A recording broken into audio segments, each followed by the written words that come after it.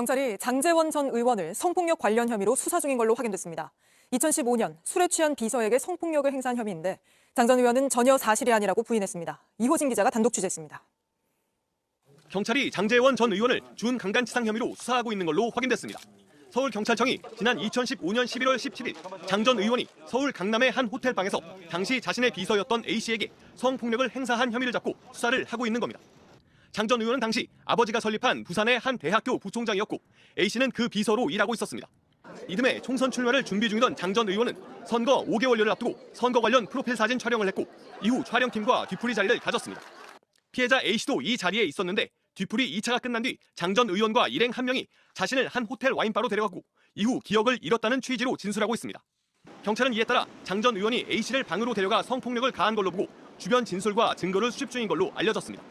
피해자 측은 장 전 의원이 사건 이후 여러 차례 회유성 문자를 보냈다며 힘들어하자 합의금조로 2천만 원을 건넸다고도 주장하고 있습니다. 또 A씨는 미투가 잇따르던 2018년 국회의원실에 취직도 했던 걸로 전해졌습니다. 이에 대해 피해자는 지역에서 권력이 센 장 전 의원 일가가 무서워 사실을 말하지 못했었다는 입장입니다. 또 그럼에도 오랜 기간 자괴감과 트라우마에 시달리다 고소를 결심했다고 고소 이유를 밝히고 있습니다. 반면 장 전 의원은 JTBC에 당시 술을 마셨지만 2차 술자리가 끝난 뒤 집에 돌아갔다면서 호텔에 간 적도 없다고 해명했습니다. 성폭력을 행사한 사실이 전혀 없다는 겁니다. 또 A씨에 대해선 의원실에서도 같이 일을 했고 선거 운동에 적극 나설 만큼 관계가 좋았다면서 성폭행 주장 자체가 사실이 아니기 때문에 합의금조로 돈을 준 적도 없다고 했습니다. 경찰은 조만간 장 전 의원을 불러 조사할 예정입니다. JTBC 이호진입니다.